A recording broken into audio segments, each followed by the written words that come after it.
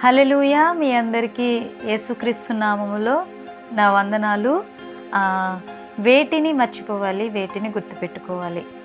మనల్ని ఎవరన్నా ఒక మాట అనినప్పుడు మనం చచ్చిపోయే వరకు దానిని మర్చిపోలేం.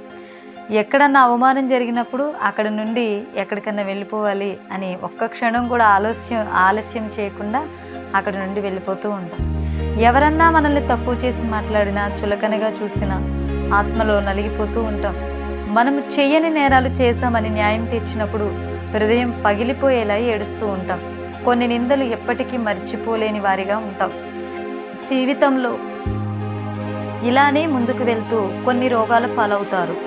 మానసిక తెగులుకు గురైపోయి డిప్రెషన్లోనికి వెళ్ళిపోతూ నలుగురు కూర్చున్న వ్యక్తుల దగ్గర కూర్చోలేని పరిస్థితులు తెచ్చుకుంటాం. ఇలా అర్థవంతమైన మన జీవితం అర్థం లేని విధముగా మనకి మనమే మార్చుకుంటూ దేవుణ్ణి ఈ విధంగా అడుగుతాం, ఎందుకు ప్రభువా నా తలరాత ఇలా రాస్తావు అని.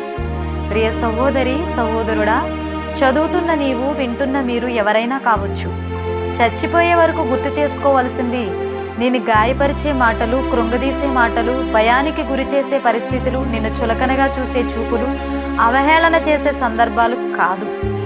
నీకు మాట ఇచ్చి తప్పని దేవుని వైపు చూస్తూ నీవు బ్రతుకు దినములు కృపనిచ్చి క్షేమమిచ్చి నీవు నడవవలసిన త్రోవలో నిన్ను నడిపించే దేవుణ్ణి జ్ఞాపకం చేసుకుంటూ పరో సైన్యము వలె సమస్యలు నిన్ను తరుముతూ ఉంటే, ఎర్ర సముద్రం నీ చుట్టూ అలుముతుంటే దాని వైపు కాదు నీవు చూడవలసింది.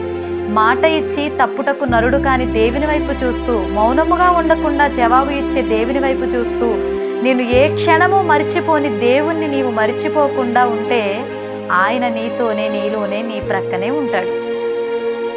వెనుక ఉన్న ప్రతి ఒక్కటిని మర్చిపోయి ముందున్న దేవుని వైపు చూస్తే 10 మందికి ఆశీర్వాదంగా ఉన్న నీ జీవితం 100 మందికి నిన్నే ఆశీర్వాదంగా మార్చి, నీ జీవితం అర్థమయ్యే విధంగా మార్చి, మారదు నా తలరాత అనుకుంటున్నా నీ తలరాతను దేవుడు మారుస్తాడు.